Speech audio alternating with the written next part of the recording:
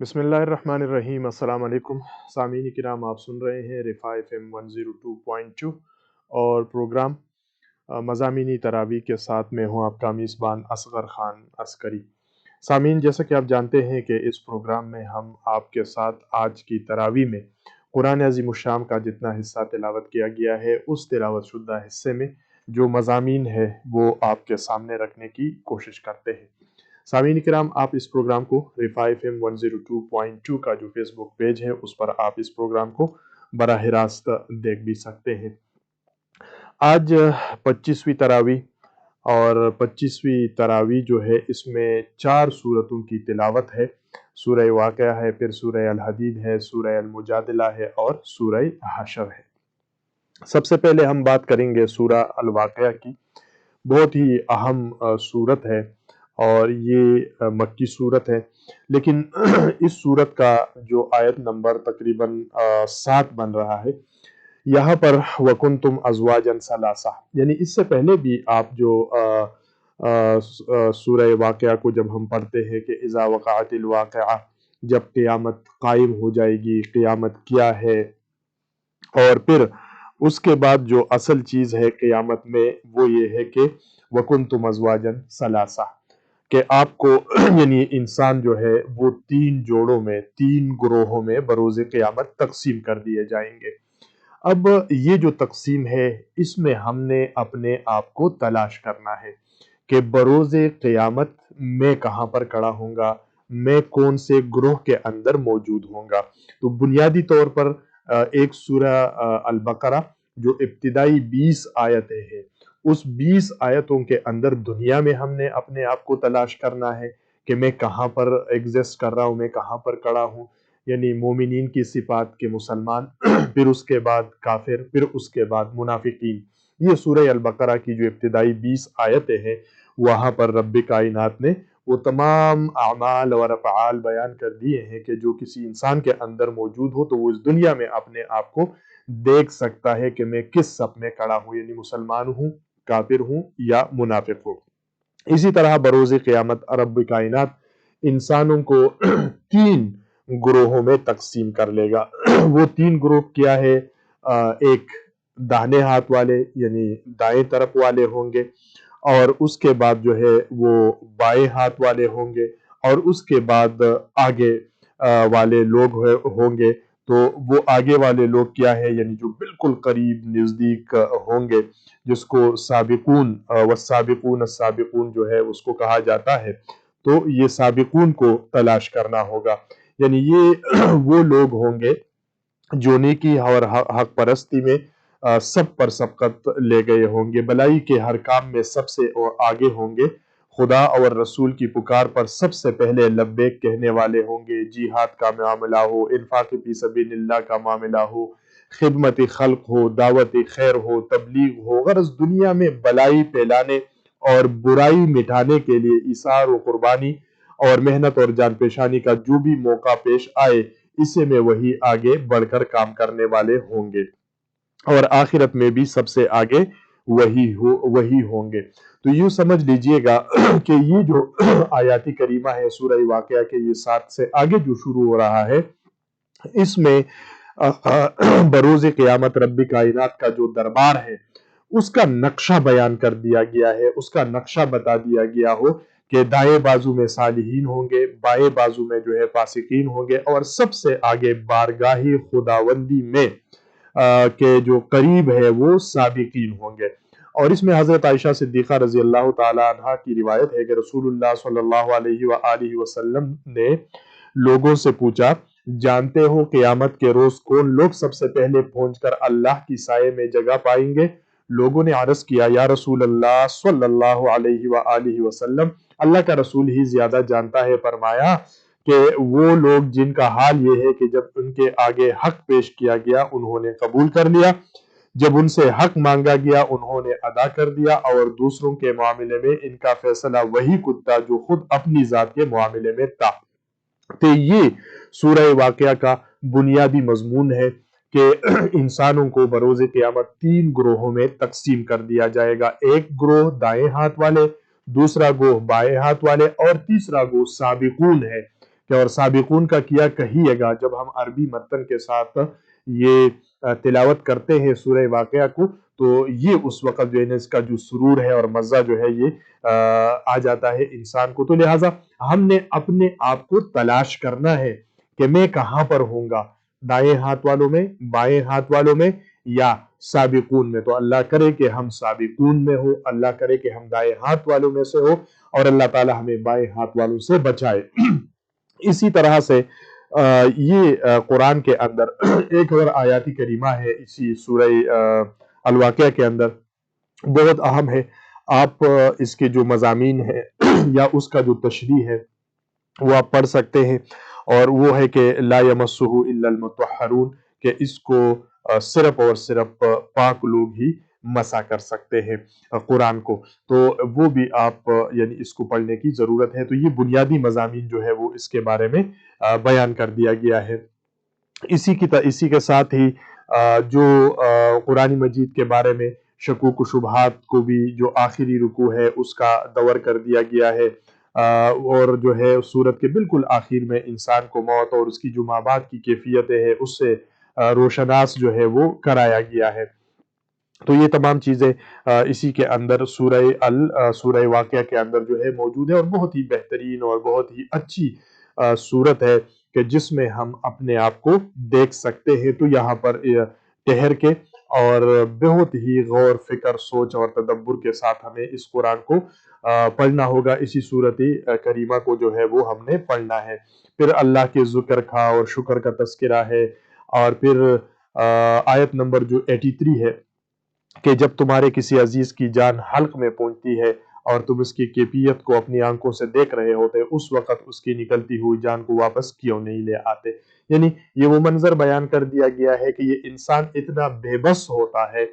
کہ ان کے اپنی باپ ہے، ماں ہے، بیوی ہے، بیٹا ہے، بیٹی ہے، بھائی ہے، بہت زیادہ پیار اور محبت یہ اس سے کرتا ہے، لیکن یہ انسان اتنا بے بس ہوتا ہے کہ ان کا روح جو ہے وہ اس کے حلق میں موجود ہوتا ہے، اور یہ ان سے بے پناہ محبت کرتا ہے کہ یہ میری ماں ہمیشہ میرے ساتھ رہے، یہ میرے والد صاحب ہمیشہ میرے ساتھ رہے، یہ میرا جو بھائی ہے، چھوٹا ہے، بڑا ہے، میں بہت محبت کرتا ہوں، یہ میرے ساتھ ہی رہے اس دنیا کے اندر جب تک میں زندہ ہوں، یہ میری بہن ہے، یہ جو ہے میری بیوی ہے، بچے ہیں۔ لیکن جب وہ حلق پہ آ جاتی ہے نا، اس کو جو کیفیت طاری ہو جاتی ہے موت کی، تو پھر یہ بڑا بے بست ہو جاتا ہے، یہ ان کو جو ہے روک نہیں سکتا اور وہ اس دنیا سے چلا جاتا ہے۔ تو وہ اذا بلغت الحلقوم، تو اس میں یہ منظر کشی کی گئی ہے۔ تو یہ جو بے بسی ہے اگر دنیا کے اندر ہے اسی آخری وقت میں، تو یہ بے بسی جو ہے یوم آخرت بھی موجود ہوگی کہ ہم وہاں کسی کا کوئی مدد نہیں کر سکیں گے اور نہ کوئی ہمارا مدد کر سکے گا۔ تو یہ بہت بہترین صورت ہے، اور اس کو بڑے غور کے ساتھ، فکر کے ساتھ، سوچ اور تدبر کے ساتھ ہمیں پڑھنے کی ضرورت ہے۔ اسی کے بعد ہے سورہ الحدید۔ سورہ الحدید جو ہے یہ مدنی سورت ہے، اور اس مدنی سورت میں سورت کا جو آغاز ہے اس کا اصل میں یعنی اس کو بھی آپ بڑے ہی بہترین انداز میں سورہ الحدید کے اندر جو ہے وہ بیان ہوا ہے۔ اور جب ہم سورہ الحدید کو پڑھتے ہیں تو سبح للہ ما فی السماوات والارض وهو العزیز الحکیم، لہ ملک السماوات والارض یحیی ویمیت وهو علی کل شیء قدیر۔ یعنی اللہ تعالیٰ جو ہے ان کا جو تعارف ہے، اللہ تعالیٰ کی جو صفاتی کریمہ ہے، ان کو بڑے مؤثر انداز میں یہاں پر بیان کر دیا گیا ہے کہ للہ ما فی السماوات والارض وهو العزیز الحکیم، یعنی اس کے ایک ایک لفظ پہ کہ جو کچھ بھی ہے آسمان اور زمین میں وہ اسی اللہ کے ہے، وہ عزیز ہے، وہ حکیم ہے، بادشاہت جو ہے آسمانوں کی زمینوں کی اسی کے لیے ہے، وہ یحیی و یمیت ہے، ہر چیز پر قادر ہے، اول والآخر والظاہر والباطن، یعنی اول بھی، آخر بھی، ظاہر بھی، باطن بھی، وہ سب جو ہے اور ہر ایک چیز پر علیم ہے۔ پھر هو الذی خلق السماوات والارض، پھر زمین اور آسمان کی تخلیق، اس کا بنانا، یہ تمام چیزیں بہت ہی بہترین انداز میں رب کائنات نے بیان کی ہے۔ پھر اسی کے ساتھ یہ جو دن کا آنا، رات کا جو ہے داخل ہونا، رات کا ختم ہونا، پھر دن کا آنا، پھر یہ علیم بذات الصدور، اور اس کے بعد رب کائنات جو ہے وہ حکم فرماتے ہیں کہ آمنوا باللہ ورسولہ وانفقوا مما جعلکم مستخلفین فیہ، کہ اللہ پر اور اس کے رسول پر ایمان لے اور اس مال میں سے خرچ کرو جس میں اللہ نے تمہیں یعنی جانشین بنایا ہے، تمہیں اللہ تعالیٰ نے حصہ دیا ہے۔ تو یہ جو انفاق فی سبیل اللہ کا حکم ہے کہ یہ جو مال ہے، یہ جو دولت ہے، یہ اصل میں اللہ رب العزت کی ہے، اور ہمیں تو اس کا جانشین بنا دیا ہے، ہمیں تو صرف یہ جو ہے اس کا مالک بنا دیا گیا ہے چند سالوں کے لیے، 50 سال ہے، 60 سال ہے، 70 سال ہے، اور پھر جو ہے ہم یہاں سے چلے جائیں گے۔ تو اللہ رب العزت فرماتے ہیں کہ اپنے اس مال سے خرچ کرو۔ یہ جو انفاق فی سبیل اللہ بیسیکلی جو رمضان المبارک کا مہینہ، کہ اس میں ایک تو ہم بھوک کو، پیاس کو برداشت کرتے ہیں، اور اس سے یہ سبق حاصل کرتے ہیں کہ دیکھ لیجئے گا کہ جب بھوک ہو، پیاس ہو، تو انسان کتنا بے بس ہو جاتا ہے، اور جن کے پاس نہ ہو تو وہ کتنے بے بس ہوں گے۔ اور مجھے رب کائنات نے جو دیا ہوا ہے رزق، اس رزق میں سے خرچ کرنا وہ بہت اہم بات ہے۔ اور یہ جو انفاق ہے، انفاق کے معنی صرف یہ نہیں ہے کہ ہم، یعنی بعض لوگ زیادہ تر جو ہے وہ یہ لے لیتے ہیں، یا انہوں نے سمجھ رکھا ہے کہ انفاق صرف یہ ہے کہ ہم لوگوں کو نقد جو ہے وہ پیسے دے دیا کریں، یہ صرف انفاق نہیں ہے۔ روزانہ ہم اپنے گھر کے اندر کوئی سالن پکاتے ہیں، آپ اسی سالن کے اندر جو ہے تھوڑا سا نکال کے اس میں سے اپنے پڑوسی کو دے دے، اپنے آگے والے پڑوسی کو دے دے، اس سے اگلے دن کسی اور کو دے دے، تو یقین یہ بھی انفاق فی سبیل اللہ ہے۔ آپ کوئی روٹی بنا لیتے ہیں تو کر لیجئے گا۔ عموماً ہم اتوار کے دن دیکھ لیتے ہیں کہ اپنے گھر میں جو ہے وہ ہم ناشتے کا بندوبست کرتے ہیں، باہر سے لے کر آتے ہیں، تو ٹھیک ہے اگر آپ اپنے لیے کوئی چنا، حلیم وغیرہ لے کر آ رہے ہو تو کوئی 50 روپے کے چنے اضافی لے آؤ، الگ پیکٹ بنا لاؤ، اپنے پڑوسی کو دے دو، یہ سب انفاق فی سبیل اللہ کے زمرے میں آتے ہیں۔ تو یہ تمام چیزیں رب کائنات نے اس میں بیان کر دی ہے۔ اور پھر اس کے بعد جب ہم آگے بڑھتے ہیں، وہ یہ ہے کہ اللہ جو اپنے بندوں پر واضح آیتیں اتارتا ہے تاکہ وہ تمہیں اندھیروں سے نور کی طرف لے جائیں، یقیناً اللہ تعالیٰ تم پر نرمی کرنے والا ہے۔ یعنی یہ جو آیتیں ہیں یا یہ جو قرآن عظیم الشان ہے، یہ تمام چیزیں اس لیے ہیں کہ اللہ تعالیٰ انسان کو جو ہے وہ اندھیروں سے نکال لیتا ہے اور پھر اس کو کیا کر لیتا ہے، یعنی نور کی طرف، روشنی کی طرف لے کر آتے ہیں۔ اور اسی طرح پھر جو ہے آگے جب ہم چلتے ہیں تو اللہ کے راہ میں خرچ نہیں کرتے ہیں، اور زمین آسمانوں کی میراث کا مالک تو صرف تنہا اللہ رب العزت ہے۔ پھر اللہ رب العزت یہاں پر ایک بہت اہم، یہ تقریباً آپ کی جو آیت نمبر 11 ہے، من ذا الذی یقرض اللہ قرضا حسنا فیضاعفہ لہ ولہ اجر کریم، یہ بہت ہی بہترین آیت ہے۔ اس کو کون ہے جو اللہ تعالیٰ کو اچھی طرح قرض دے، پھر اللہ تعالیٰ اسے اس کے لیے بڑھاتا چلا جائے اور اس کے لیے پسندیدہ اجر ثابت ہو جائے۔ تو یہ سارا آیت کریمہ یعنی قرآن کا جب یہ آپ پڑھتے ہیں، آگے چلتے جاتے ہیں، تو بہت ہی اچھے اور بہت ہی بہترین اور زبردست احکامات اس کے اندر موجود ہے۔ اور ہم لوگ پھر جو ہے معمولی سی چیزیں ہوتی ہے، لیکن اس پر رب کائنات بہت بڑی نیکیاں ہمیں عطا کرتا ہے۔ اور رمضان المبارک میں تو ہم دیکھتے ہیں کہ یہ تمام چیزیں انفاق کا جو ہے ایک ہم شروع کر لیتے ہیں، تو عام زندگی میں بھی یعنی اس کے بعد بھی ہم اس کو اپناتے رہے۔ پھر اس کے بعد اللہ رب العزت نے جو فرما دیا، اعلموا انما الحیات الدنیا لعب ولہو وزینۃ وتفاخر بینکم وتکاثر فی الاموال والاولاد، یہ آیت کریمہ 20 نمبر آیت خوب جان رکھو کہ دنیا کی زندگی صرف کھیل تماشا، زینت اور آپس میں فخر و غرور اور مال و اولاد میں ایک دوسرے سے اپنے آپ کو زیادہ بتلانا ہے۔ تو اس آیات کریمہ اور اس کے پیچھے والے سابقوا الی مغفرۃ من ربکم، یہ آیات کریمہ اس کو بڑے غور فکر اور تدبر کے ساتھ ہمیں پڑھنے کی ضرورتیں ہیں۔ اسی طرح بخل جو ہے اس سے منع کر دیا گیا ہے، پھر آیت نمبر تقریباً یہ 23 بن رہی ہے، بلکہ 24 پہ۔ اور پھر اس کے بعد جو لقد ارسلنا رسلنا بالبینات وانزل معهم الکتاب والمیزان لیقوم الناس بالقسط،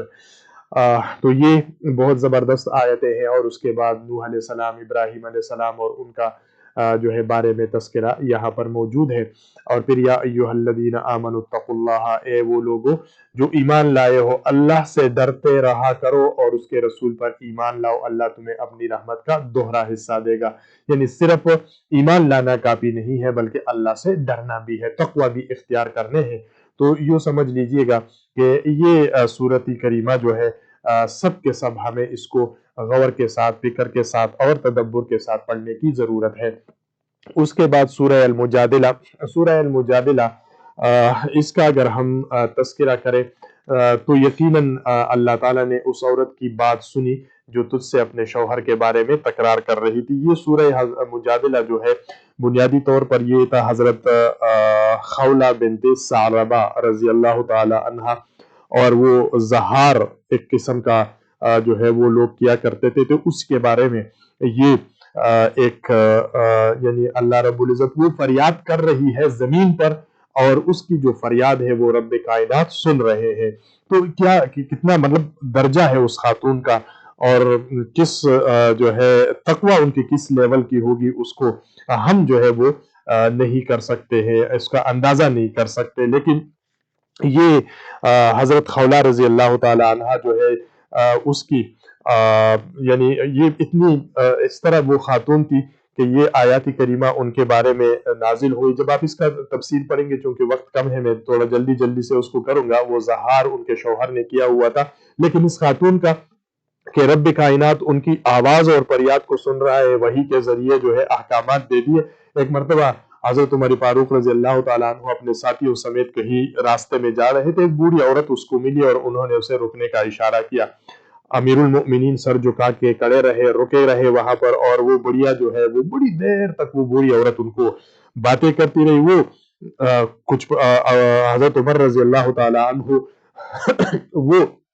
سر جھکا کے کھڑے رہے۔ جب وہ خاتون چلی گئی تو صحابہ نے پوچھا کہ کون تھی یہ کہ جسے آپ بڑے غور کے ساتھ اور تفکر کے ساتھ اور سر جھکا کے سن رہے تھے، بالکل جامد اور ساکت کھڑے ہوئے تھے، تو یہ خاتون کون تھی؟ تو حضرت عمر رضی اللہ تعالیٰ عنہ نے فرمایا کہ یہ وہ خاتون ہے کہ جس کی شکایت رب کائنات آسمان پر سنا کرتے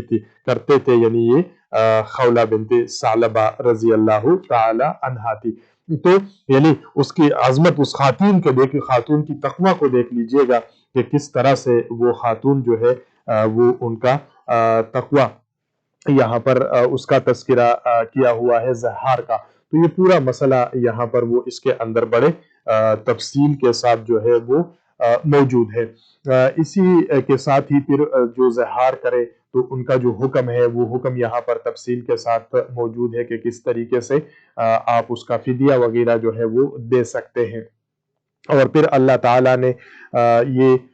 یعنی دیکھ لیجئے گا یہ جو آیت نمبر 7 ہے، اس میں رب کائنات نے بڑے ہی واضح انداز کے اندر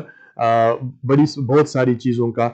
ذکر کیا ہوا ہے۔ تو اللہ تعالیٰ فرماتا ہے کیا تو نے نہیں دیکھا کہ اللہ آسمانوں کی اور زمین کی ہر چیز سے واقف ہے، 3 آدمیوں کی سرگوشی نہیں ہوتی مگر اللہ ان کا چوتھا ہوتا ہے، اسی طرح اور نہ 5 کی مگر ان کا چھٹا وہ ہوتا ہے، اور نہ اس سے کم کی اور نہ زیادہ کی مگر وہ 7 ہی ہوتا ہے جہاں بھی وہ ہو، پھر قیامت کے دن انہیں ان کے اعمال سے آگاہ کرے گا، بے شک اللہ تعالیٰ ہر چیز سے واقف ہے۔ یعنی یہ جو غیبت سے منع کیا گیا ہے، چغلی سے منع کیا گیا ہے، تو اللہ رب العزت فرماتے ہیں کہ اگر 2 آدمی آپس میں سرگوشی بھی کرتے ہیں تو تیسرا اللہ کی ذات ہے، اگر 4 کرتے ہیں تو 5واں اللہ کی ذات ہے، یعنی ہر حالت میں وہ سنتا ہے۔ تو یہ اس کا تذکرہ ہے۔ تو ہمیں یعنی کوئی ایسی بات اور ایسا کام نہیں کرنا چاہیے کہ جو اللہ رب العزت کے احکامات کی نافرمانی پر مبنی ہو۔ اور پھر رب کائنات نے یہ بھی فرمایا کہ کیا تو نے ان لوگوں کو نہیں دیکھا جنہیں کانپوسی سے روک دیا گیا تھا، وہ پھر بھی اس کے روکے ہوئے کام کو دوبارہ کرتے ہیں اور آپس میں گناہ کی اور ظلم و زیادتی اور نافرمانی پیغمبر کی سرگوشیاں کرتے ہیں۔ تو یہ جو سرگوشیاں ہیں اس سے منع کیا گیا ہے۔ اور پھر اے ایمان والو، آیت نمبر 9 کے اندر جب سرگوشیاں کرو تو یہ سرگوشی گناہ اور ظلم اور نافرمانی پیغمبر کی نہ ہو، بلکہ نیکی اور پرہیزگاری کی باتوں پر سرگوشیاں کرو۔ یعنی اللہ تعالیٰ فرماتے ہیں کہ جب آپ آپس میں سرگوشیاں کرتے ہو، بات چیت کرتے ہو، تو ایسی گفتگو نہ کرو، ایسی سرگوشیاں نہ کرو، ایسی باتیں ایک دوسرے کے ساتھ نہ کرے کہ جو اللہ تعالیٰ کی نافرمانی پر مشتمل ہو، بلکہ اچھی باتیں کرے، نیک باتیں کرے، قرآن و سنت کی باتیں کرے، اور لوگوں کی بلائی کی باتیں جو ہے وہ کیا کرے۔ اور یہ جو سرگوشیاں ہیں یہ شیطانی کام ہے، یعنی کبھی جا کے اس کے کان میں کچھ ڈال دیا، کبھی جا کے اس کے کان میں کچھ ڈال دیا، یہاں سے اٹھا کے اس کے پاس لے گئے، وہاں سے اٹھا کے اس کے پاس لے کر آئے۔ تو اللہ تعالیٰ فرماتے ہیں انما نجوا من الشیطان لیحزن الذین آمنوا۔ تو یہ جو ہے یہ شیطانی کام ہے، یہ نجوا کرنا یہ شیطانی کام ہے، اس سے بچے رہنا۔ اس کے بعد مسلمانوں کو ایک حکم دیا گیا، یہ بہت ہی بہترین انداز ہے اور بہت ہی بہترین ہدایات ہے جو رب نے دیے ہیں آیت نمبر 11 میں، کہ اے مسلمانوں جب تم سے کہا جائے کہ مجلسوں میں ذرا کشادگی پیدا کرو تو تم جگہ کشادہ کرو، اللہ تعالیٰ تمہیں کشادگی دے گا، اور جب کہا جائے اٹھ کے کھڑے ہو جاؤ تو تم اٹھ کر کھڑے ہو جانا۔ تو یہ ہے کہ مجلس کے آداب اس کے اندر بیان کیے گئے کہ کل کر کے بیٹھ جائے، کہ ہر آدمی کو اپنی جگہ مل جائے، اور جب مجلس ختم ہو جائے تو پھر آپ اٹھ کر چلے جائیے گا، وہاں بیٹھے نہ رہو کہ جو صاحب خانہ ہے ان کو جو ہے وہ کیا ہو، تکلیف وغیرہ ہو۔ تو اس کا ذکر جو ہے وہ اس کے اندر موجود ہے۔ اسی کے ساتھ ہی نبی صلی اللہ علیہ وسلم کے ساتھ کوئی سرگوشی کرنا تو وہ صدقہ دینے کا جو ہے وہ حکم دیا گیا تھا۔ اور پھر اس کے بعد کیا تو نے ان لوگوں کو نہیں دیکھا جنہوں نے قوم سے دوستی کی جن پر اللہ کا غضب ہو چکا ہے۔ یہ جو منافقوں کے بارے میں وہ تمام چیزیں یہاں پر موجود ہے، اور ان لوگوں نے اپنی قسموں کو ڈال بنا رکھا ہے اور لوگوں کو اللہ کی راہ سے روکتے ہیں۔ تو لوگوں کو اللہ کی راہ سے روکنا یہ ممنوع ہے، یہ غلط کام ہے۔ اب ہم آج جب ہم سوچتے ہیں کہ اللہ کی راہ سے روکنا کس طرح ہے، تو یقین کریں وہی طریقے ہیں۔ دیکھیں ہم گھر سے نکلتے ہیں، یہاں پر اذان کی صدا بلند ہو جاتی ہے نماز سے، اور 4-5 ایک بندہ کھڑا ہو جاتا ہے، اس کو بلا لیتا ہے، اس کو بلا لیتا ہے، اس کو بلا لیتا ہے، ان کو باتوں میں لگا لیتا ہے، ان کو فضول قسم کی باتوں میں لگا لیتا ہے، لہو لعب میں مبتلا کر لیتے۔ تو یہی تو اللہ کے جو ہے نا دین سے لوگوں کو روکنا ہے، کہ جناب اگر آپ ان کو حکم دے 3-4 لوگ آپ کے پاس کھڑے ہیں دروازے گلی میں محلے میں، تو بجائے اس کے کہ اذان کا وقت ہو گیا ہے آپ ان کو دے کے جناب آ جائیے نماز کی طرف چڑھتے ہیں، اور آپ ان کو باتوں میں لگا دیتے ہیں، گپ شپ میں لگا لیتے ہیں۔ تو یہ تمام چیزیں جو ہے وہ یہ ہے کہ یہ یعنی لوگوں کو اللہ کے دین سے روکنا ہی ہے۔ تو یہ تمام چیزیں جو ہے ہمیں اس سے اجتناب کرنے کی ضرورت ہے۔ اس طرح جب آپ آگے بڑھتے جائیں گے تو بہت سارے احکامات اس کے اندر جو ہے وہ موجود ہے۔ اور پھر جو سب سے اہم بات آیت نمبر 22 میں یہ بڑی قابل غور ہے کہ اللہ تعالیٰ پر اور قیامت کے دن پر ایمان رکھنے والوں کو آپ اللہ اور اس کے رسول کی مخالفت کرنے والوں سے محبت رکھتے ہوئے ہرگز نہ پائیں گے، گو کہ ان کے باپ یا ان کے بیٹے یا ان کے بھائی یا ان کے کنبہ ہی کیوں نہ ہو، یہی لوگ ہیں جن کے دلوں میں اللہ تعالیٰ نے ایمان کو لکھ دیا ہے اور جن کی تائید اپنے روح سے کی ہے، اور جنہیں اللہ تعالیٰ جنتوں میں داخل کرے گا جس کے نیچے نہریں بہتی ہوں گی۔ یعنی یہ نہیں ہو سکتا کہ جو ایمان رکھنے والے ہو وہ اللہ اور اللہ کی رسول سے مخالفت رکھنے والے لوگوں کے ساتھ جو ہے وہ محبت کرے، یہ نہیں ہو سکتا۔ وہ ان لوگوں سے محبت کریں گے جو اللہ سے محبت کرتے ہیں، جو اللہ کے رسول سے محبت کرتے ہیں، جو قرآن و سنت سے محبت کرتے ہیں۔ تو اس کا تذکرہ یہ سورہ المجادلہ کے اندر موجود ہے، بہت ہی بہترین آیتیں ہیں، اور اللہ تعالیٰ سے دعا ہے کہ اللہ تعالیٰ ہمیں ان تمام قرآن کے ایک ایک لفظ کے اوپر جو ہے غور فکر سوچ تدبر کرنے کی ہمیں قوت اور صلاحیت دے۔ اللہ تعالیٰ سے دعا ہے کہ ہم قرآن کے ان احکامات کو سمجھے، اس پر عمل کرے، اس کو دوسرے لوگوں تک پہنچائے، اور جو لوگ اس پہ ہے اس کے لیے عملی جدوجہد کر رہے ہیں اس نظام کے نفاذ کے لیے، تو اللہ تعالیٰ ہمیں ان کا ساتھ دینے کی توفیق عطا فرمائے۔ دوستوں اور ساتھیوں، بس رمضان المبارک کا مہینہ جو ہے وہ رخصت ہونے والا ہے، ممکن ہے 4 دن ہو، ممکن ہے 3 دن ہو، لیکن سچی بات یہ ہے کہ سورہ الواقعہ میں ہمیں اپنے آپ کو دیکھنا ہوگا کہ سانس تو بند ہونی ہے، حقیقت ہے، کوئی بھی انکار نہیں کر سکتا کہ اس دنیا سے رخصت تو ہونا ہے، آج نہیں تو کل، کل نہیں تو پرسوں، پرسوں نہیں تو ترسوں۔ اور سورہ واقعہ کے اندر ہم نے اپنے آپ کو دیکھ لینا ہے کہ بروز قیامت میں کہاں پر کھڑا ہوں گا، بروز قیامت میں جو ہے اس حشر کے میدان میں میں کس گروہ کے ساتھ ہوں گا۔ تو آئیے اپنے آپ کو تلاش کرنے کی کوشش کریں، اور اسی طرح کہ ہم اس مقام تک پہنچ جائے کہ جس مقام تک حضرت خولہ بنت ثعلبہ رضی اللہ تعالیٰ پہنچ چکی تھی، کہ وہ زمین پر رسول اللہ صلی اللہ علیہ وآلہ وسلم کی دربار میں ان سے شکایت کر رہی ہے، اور آسمانوں کا رب آسمان پر اپنے عرش پر ان کی شکایت کو سن رہا ہے۔ تو آئیے ذرا دیکھ تو لے، تھوڑا سا تحقیق تو کرے کہ وہ حضرت خولہ بنت ثعلبہ رضی اللہ تعالیٰ عنہ وہ ایسا کیا عمل کرتی تھی کہ جس کے ذریعے سے ان کا رابطہ اپنے رب کے ساتھ بالکل براہ راست تھا۔ اور ذرا تحقیق تو کر لے کہ حضرت عمر فاروق رضی اللہ تعالیٰ عنہ جیسا جو ہے وہ سخت حکمران اور وہ سخت ترین انسان جو ہے وہ بھی ان کے سامنے سر جھکائے کھڑا ہے، تو کچھ تو تھا کہ حضرت خولہ بنت ثعلبہ رضی اللہ تعالی عنہا کی سیرت میں تو تمام ماؤں کو، تمام بہنوں کو، تمام بیٹیوں کو ان کی سیرت کو پڑھنا چاہیے کہ آخر وہ کس درجے کی تقویٰ تھی، کس درجے کی اعمال وہ کیا کرتی تھی کہ اس نے مجبور کر دیا حضرت عمر فاروق کو کہ وہ ان کے سامنے سر جھکا کے کھڑے، حالانکہ خلیفہ وقت ہے کہ جس نے اللہ کے عرش کو ہلا کے رکھ دیا تھا، اور ان کے بارے میں رب نے جو ہے وہ وہی نازل فرما دی۔ تو یہی وہ بنیادی چیز ہے جو اس رمضان المبارک کے مہینے میں ہم نے اپنے اندر پیدا کرنی ہے۔ اللہ تعالیٰ سے دعا ہے کہ اللہ تعالیٰ ہمیں ان رمضان المبارک کی فضیلتوں کو سمیٹنے کی توفیق عطا فرمائے۔ پروگرام کا وقت جو ہے وہ ختم ہوا چاہتا ہے۔ اس پروگرام کو آپ کی سماعتوں تک پہنچا رہے تھے ہمارے اسٹوڈیو انجینئر واجد محمود صاحب۔ آپ لوگ سنتے رہیے گا رفاع FM 102.2۔ اصغر خان عسکری کو اجازت دیجیے، اللہ نے کہا۔